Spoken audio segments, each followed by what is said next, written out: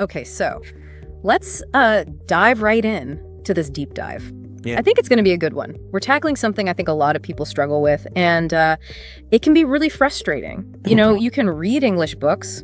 Maybe you can even write emails in English without too much trouble. But then when it comes to actually speaking, it's like suddenly you just freeze up. Yeah, it's almost like your tongue turns to lead. Exactly. And I think a lot of people think, well, I must be the only one who's going through this. But trust me, you are not alone. We are going to unpack why this happens, and even more importantly, we're going to arm you with some seriously effective solutions to help you overcome this. Yeah, and I think what's really fascinating about this whole thing is that it's not just about knowing the language. It's about training your brain to actually use the language in a completely different way. Right, yeah. It's like having all of the ingredients for like a gourmet meal, but no idea how to actually cook, right? Exactly. It's like, you've got the cookbook, you understand the recipe, but you've never actually turned on the stove. Yeah. You need to get in the kitchen and start cooking. Yeah, right. So it's about like that deliberate practice. Yes. But not just any practice, right? Yeah, okay. What kind of practice actually rewires our brains for that spoken fluency? Yeah, that's the million-dollar question. And I think a lot of people kind of get stuck in this practice makes perfect loop, Yeah. but it's way more nuanced than that. Oh. We need to work smarter, not just harder. You Yeah. know? We need to leverage techniques that actually align with how our brains actually form those neural pathways for fluency. So just repeating phrases from a textbook isn't going to cut it. You know? Yeah. I mean, it might help a little bit, but it's like trying to learn to play basketball by just dribbling in place. You need to get out on the court. You need to shoot some hoops. Yeah. You need to play the game. Yeah, for sure. So speaking of getting out there, let's talk about the fear factor. Oh, yeah. Because I think so many people understand English, but then they just get paralyzed by this fear of messing up, Right. that fear of making mistakes. Big time. Yeah. It's like stage fright, but for everyday conversations. Totally. It's so real, and I think it holds a lot of people back. Oh, absolutely. What do you think? Are there ways to actually reframe this fear to make it work for us instead of against us? Absolutely. Yeah. And is not just, motivational fluff. It's actually backed by research. Yeah. There are studies on what's called error-based learning that show that embracing mistakes can actually accelerate progress. Wow. So there's a whole field of neurolinguistics dedicated to this, and some fascinating techniques that leverage this concept of productive failure. Okay, hold on. I'm scribbling notes like crazy neurolinguistics, error-based learning. This is already sounding way more in-depth than my usual language learning routine. That's the goal. We're going deep today. We're going to go beyond just the surface level advice and really equip you with a deeper understanding of how to unlock your spoken English potential. I am here for it. Okay, so we talked about the fear factor, but there's another mental trap that I think a lot of learners fall into. It's the translation trap. Oh yeah, the translation trap. It's a real thing. Big time. It's like my brain insists on running every sentence through this mental translator before I can speak. Right. It's exhausting. And it just makes my speech sound so unnatural. It's incredibly common, but it's also incredibly inefficient. Okay. It's like trying to run a race while dragging a heavyweight behind you. Yeah. So let's unpack the science behind this for a second. When you translate, your brain is working overtime, juggling two languages simultaneously. Oh, wow. So that's slowing down your processing speed and ultimately making your speech sound hesitant and stilted. Right. So how do we break free from this mental tug of war? Is it even possible to just start thinking in English? It's not just possible. It's essential for achieving true fluency. Okay. Think about it like learning to ride a bike. Yeah. At first you're wobbling, you're overthinking every movement, but eventually it becomes second nature. Right. The same thing can happen with English. There are specific techniques to train your brain to think directly in English, bypassing that clunky translation step. Okay. This is where it gets really interesting for me. I've always struggled with that mental translation hurdle. Yeah. Can you share some of those brain training techniques? Yeah. Like, how do we actually rewire our thinking? So there are a number of powerful methods, but one that I find particularly effective is called self-talk immersion. Self-talk immersion. So like talking to myself, but with a strategy. Exactly.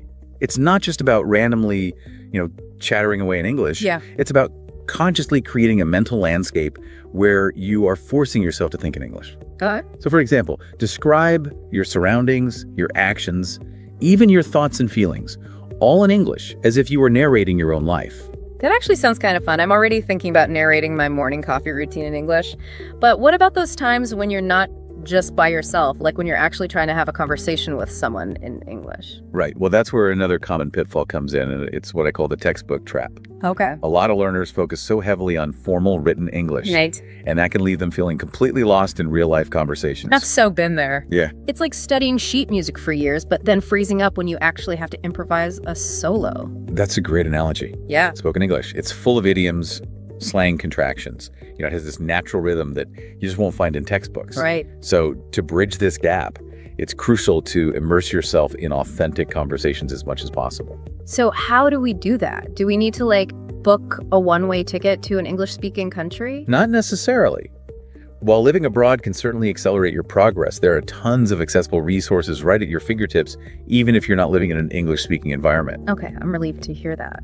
So what are some of those accessible resources that can help us bridge that gap between textbook English and real-life conversations? The key is to expose yourself to a wide variety of authentic spoken English, and podcasts are a fantastic resource for this. Okay. They offer such a diverse range of topics and speaking styles. Right. Podcasts, I love listening to podcasts, but I sometimes worry that I'm just passively listening, not actively learning. Do you have any tips for making the most of podcast listening for language learning? Absolutely. It's all about transforming that passive listening into active engagement. So one really powerful technique is called active listening with intent. Okay. So instead of just letting the audio wash over, you choose a short segment of a podcast and listen to it multiple times each time with a different focus. Okay, so it's about breaking down the listening process into specific goals. Exactly. What are some examples of those different listening focuses? Well, you could start by just listening for the overall meaning. Yeah. What's the main idea? What are the key points? Got it. Then listen again, but this time focus on specific vocabulary words or phrases that you want to learn. Okay. Look them up, write them down, even create your own examples with them. And then next, you could pay attention to the speaker's pronunciation, their intonation, their rhythm, and try to mimic them. You could even record yourself and compare. Yeah. So each listen is like a mini lesson in itself. I love that. What about other resources besides podcasts? What about movies and TV shows? Yeah, movies and TV shows are fantastic. Yeah. They really immerse you in those natural conversations. Yeah. You can pick up on cultural nuances. Yeah. But just like with podcasts, it's essential to watch actively, not passively. Okay, so how do we watch movies or TV shows with that active learning mindset? So I think subtitles can be a really valuable tool, Okay. but it's important to use them strategically. Okay. So you could start by watching with subtitles in your native language, There. just to get the overall gist of the story. Right. But then switch to English subtitles and really pay attention to how the spoken language is translated into written form. So it's like having a real-time translation guide right there on the screen. Exactly. And then once you feel comfortable, challenge yourself to watch without any subtitles at all and see how much you can actually comprehend. Oh, wow. Okay, so it's like this gradual process of weaning yourself off the subtitles. What about when you come across words or phrases that you don't understand? Do you recommend pausing and looking them up? It depends. It really depends on your learning style and your goals. If you're aiming for complete comprehension, pausing and looking up unfamiliar words can be helpful. Okay. But sometimes it's okay to just let the flow of the story carry you along and focus on that overall meaning. You'll be surprised at how much you can infer from context. Right, and sometimes getting bogged down in every single word can disrupt the enjoyment of the experience. Exactly. And speaking of enjoyment, another fantastic resource for language learning is music. Music. I love listening to music in English, but I often struggle to understand all of the lyrics.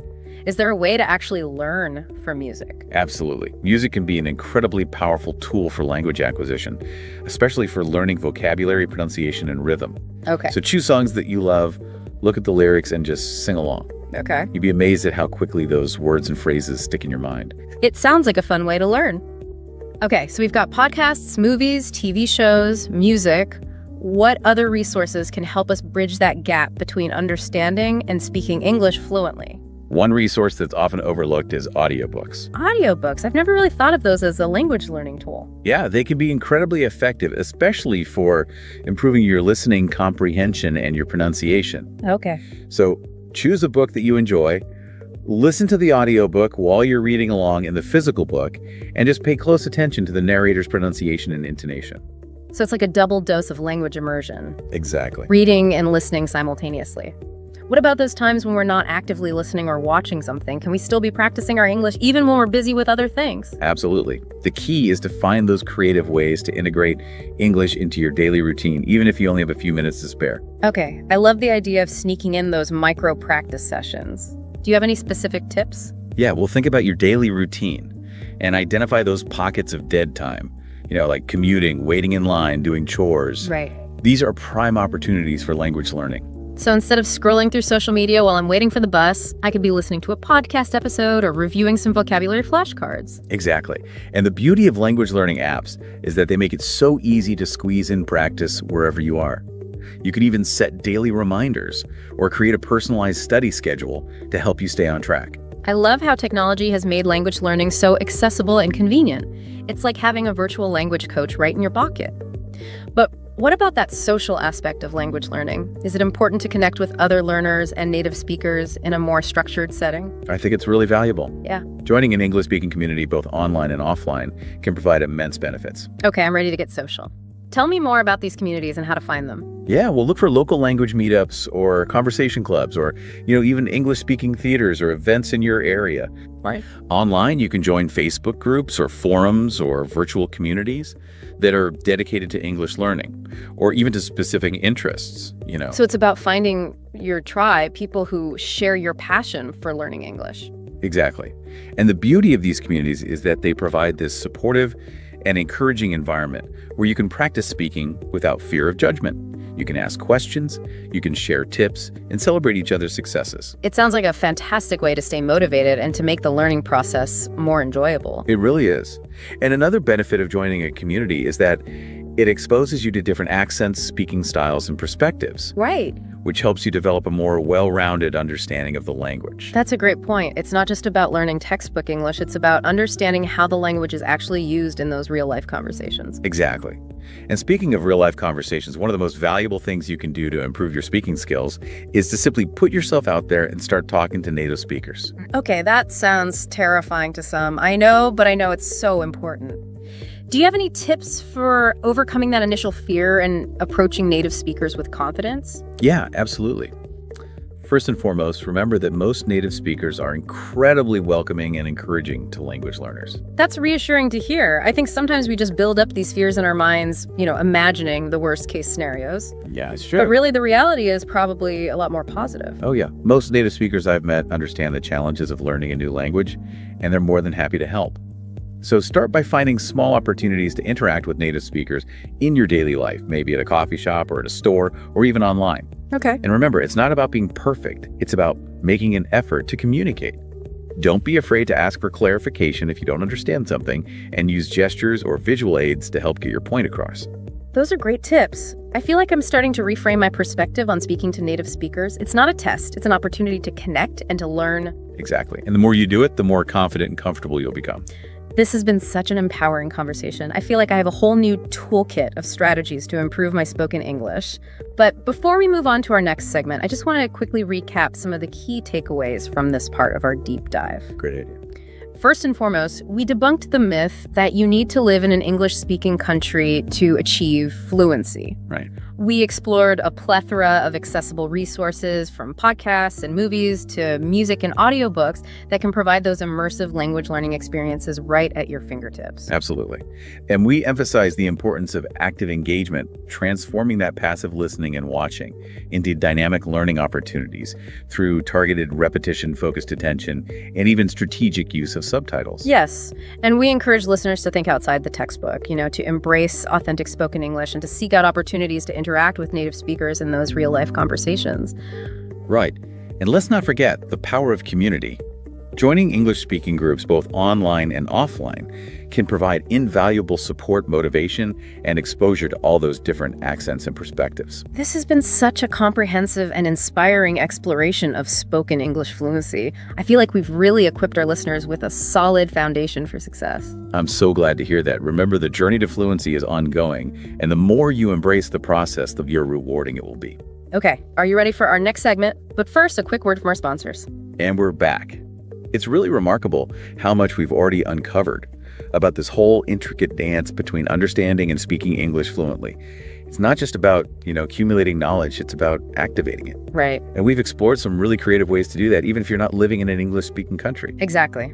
We've busted some myths, shared some unconventional techniques, and I'm already feeling more motivated to kind of step outside my comfort zone. I love that. But before we move on, I want to circle back to something you mentioned earlier, the concept of rewiring our brains for fluency. It sounds almost like a superpower. Right. Can you elaborate on that a little bit? What's actually happening in our brains when we're learning a new language? This is where it gets really fascinating. Imagine your brain as this vast network of interconnected pathways. Okay. And each time you encounter new information, new connections are formed. Okay. And the more you use those connections, the stronger they become, like a well-trodden path. So it's like building mental muscle memory, but for language. Exactly. When you consistently practice speaking English, your brain is strengthening those neural pathways that are responsible for language production. Okay. So it's becoming more efficient at retrieving vocabulary, constructing sentences, coordinating all those complex movements of your mouth and your vocal cords. So the more we speak, the smoother those pathways become, like a superhighway for English fluency. I'm starting to understand why simply understanding the language isn't enough. It's like having a map but never actually taking the journey. Precisely. It's the act of speaking that truly solidifies those neural connections and transforms that passive knowledge into active fluency. Okay. And speaking of active fluency, let's dive a little deeper into some specific techniques for training those mental muscles. We talked briefly about self-talk immersion. Right. But there's a whole world of solo speaking practices that can really boost your confidence and your fluency. Okay, I'm all ears. Especially because, let's be honest, finding a consistent conversation partner can be tricky. What are some of those solo speaking power moves that we can do? One technique that I think is often overlooked is shadowing. Okay, wait, isn't shadowing just for like mimicking native speakers in podcasts or movies? Right. Can you actually do it solo? Absolutely. The key is to choose a text, whether it's a news article, a short story, even a script like this one, and read it aloud while recording yourself. And then listen back to the recording. Pay close attention to your pronunciation, your intonation, your rhythm. So it's like becoming your own pronunciation coach and critic. Exactly.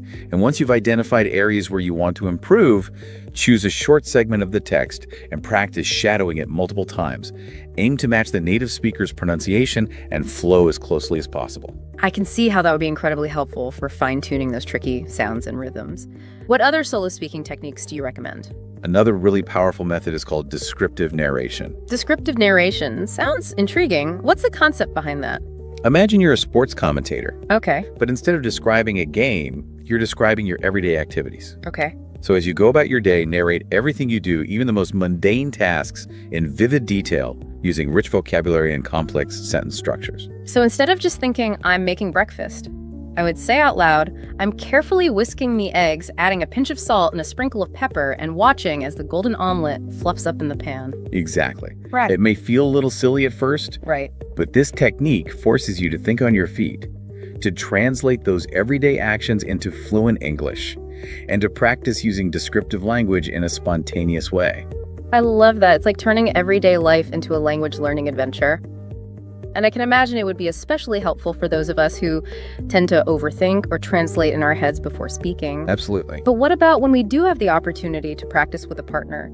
How can we make the most of those conversations and avoid falling into the trap of just sticking to basic topics or making the same mistakes over and over again? That's a great question. Conversation practice is invaluable, but it's important to approach it with intention and purpose.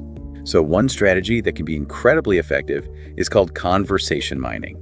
Conversation mining sounds like we're digging for linguistic gold. Exactly. Think of it as turning your conversations into valuable learning material. Okay. So after each conversation, take a few minutes to reflect on what went well, what challenges you faced, what new vocabulary or grammar structures you encountered. So it's like turning those conversations into personalized language lessons. Yeah. What do we do with those linguistic nuggets that we've mined? This is where a language journal can become your best friend. Write down those new words and phrases, create your own examples, and practice using them in different contexts. You can even record yourself speaking those sentences to really reinforce your learning. I love the idea of turning those everyday conversations into this treasure trove of language learning material. It makes the learning process so much more engaging and relevant to our lives. Exactly. And speaking of engagement, let's talk about a powerful technique that combines both solo and partnered practice, and that is role-playing with a twist. Okay, I'm intrigued. Role-playing always sounds fun, but what's the twist? The twist is to choose scenarios that challenge you to think creatively and to use a wide range of vocabulary and grammar structures. Okay. So instead of sticking to basic situations like ordering food or asking for directions, imagine yourself in more complex scenarios like negotiating a business deal, giving a presentation, or even conducting a scientific experiment. Wow, those are some high-stakes scenarios. Yeah. I can see how that would push us to use more sophisticated language and to really think outside the box. Exactly. And you can do this solo by imagining the scenario and speaking your part aloud, or with a partner taking turns playing different roles. I love that. It's like turning language learning into a game, Right? which makes it so much more fun and engaging. Yeah. And speaking of fun, we talked earlier about using music as a learning tool. Yes. Can you elaborate on how music can actually help us improve our spoken English? Music is such a magical tool for language learning. It really taps into our emotions, our creativity, and our innate sense of rhythm. Yeah. So when you listen to music in English, you're not just passively absorbing the language, you're actively engaging with it. Connecting with the lyrics, the melody, the emotional nuances. I can definitely relate to that. Music has a way of kind of bypassing those mental barriers and allowing us to connect with language on a deeper level. But how do we translate that musical enjoyment into tangible language skill? Well, there are a number of ways to really harness the power of music for spoken English improvement. First and foremost, choose songs that you love. Songs that resonate with you emotionally and that you'll enjoy listening to repeatedly. Okay, that's easy enough. I've got a whole playlist of English songs that I love. Perfect. So look at the lyrics and sing along.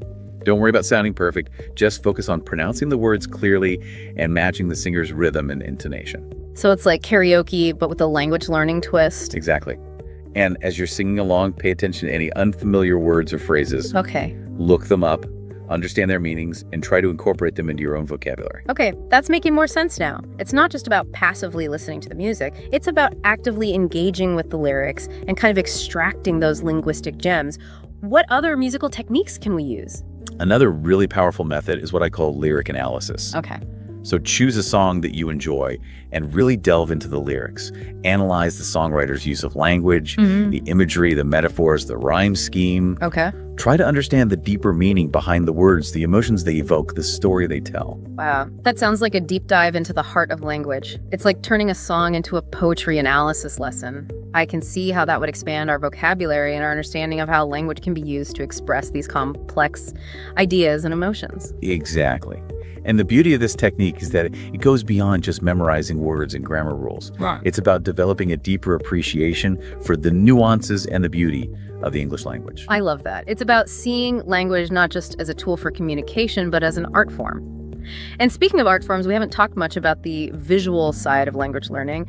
Is there a way to kind of tap into our visual senses to enhance our spoken English fluency? Absolutely. Visuals can be incredibly powerful tools for language acquisition, especially for those who are more visually oriented learners. Okay, I'm a very visual person, so I'm eager to hear more about this.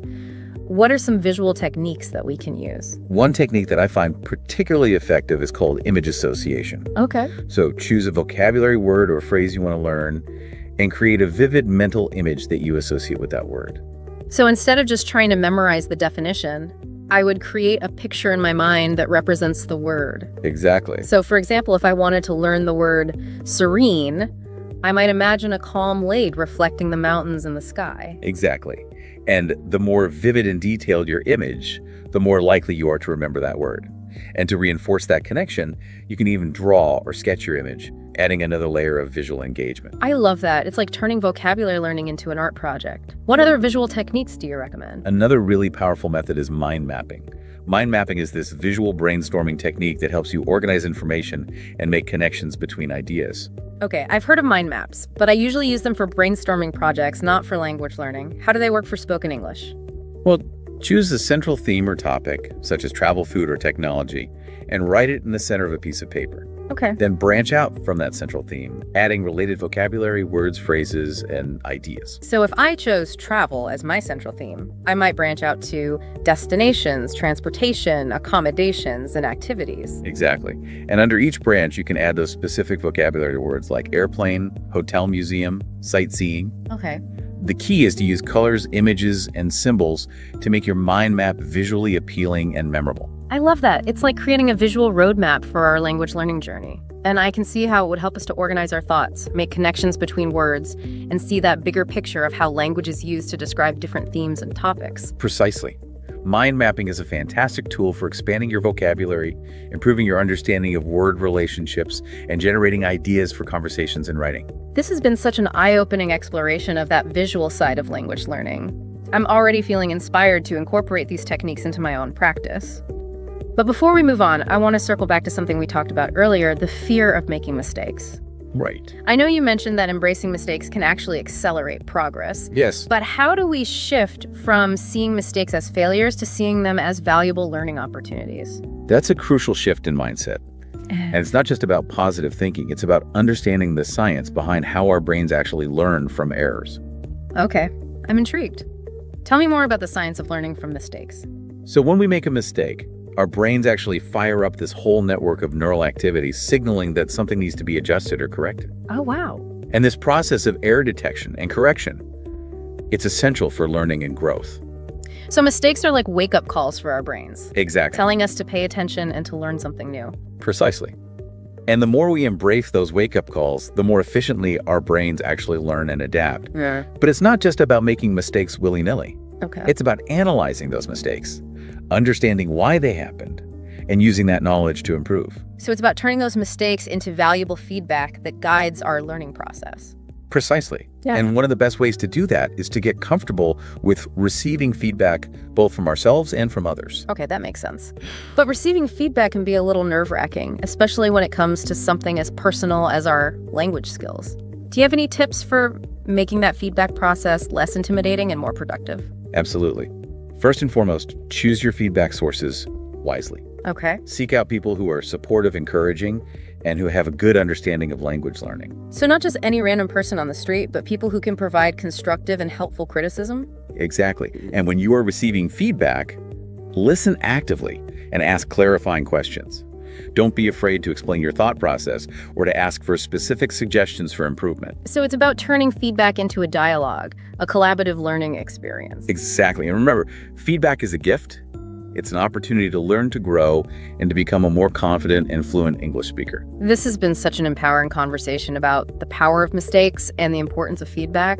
I'm starting to see mistakes not as setbacks, but as stepping stones on the path to fluency. That's the spirit. Remember, every mistake is an opportunity to learn, to adapt, and to grow. Okay, are you ready for our final segment? But first, a quick word from our sponsors. And we're back for our final segment.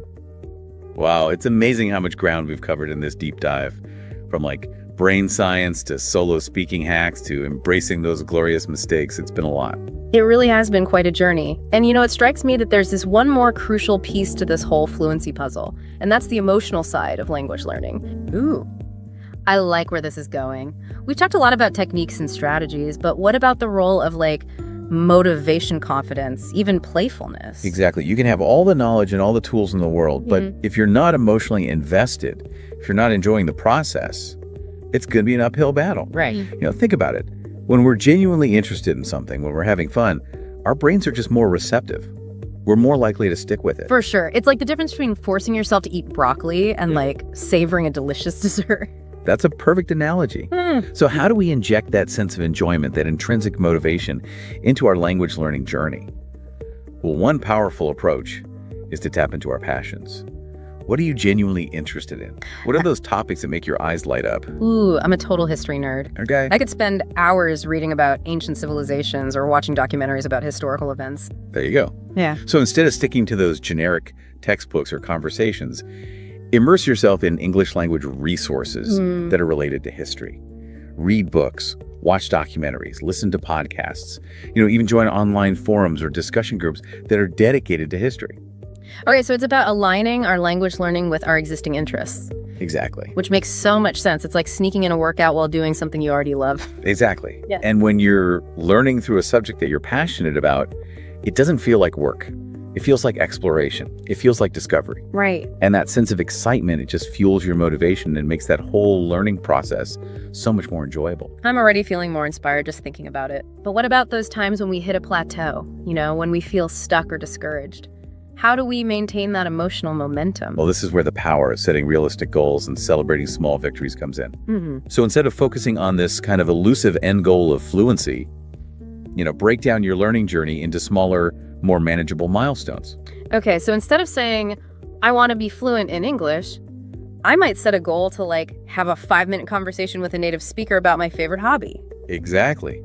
And each time you achieve one of those milestones, no matter how small, take the time to acknowledge it and celebrate your progress. Okay. This reinforces those positive feelings and helps you stay motivated, even when the going gets tough. That's a great reminder. It's so easy to get caught up in what we haven't achieved yet and forget to appreciate how far we've come. It's so true. We often focus on our shortcomings, but it's crucial to acknowledge those wins, those moments of, aha, I did it. I'm definitely going to start keeping a victory journal to track those moments of success. But what about confidence? We've talked about overcoming that fear of making mistakes, but how do we build genuine confidence in our ability to speak English fluently? Confidence is a muscle that needs to be exercised regularly.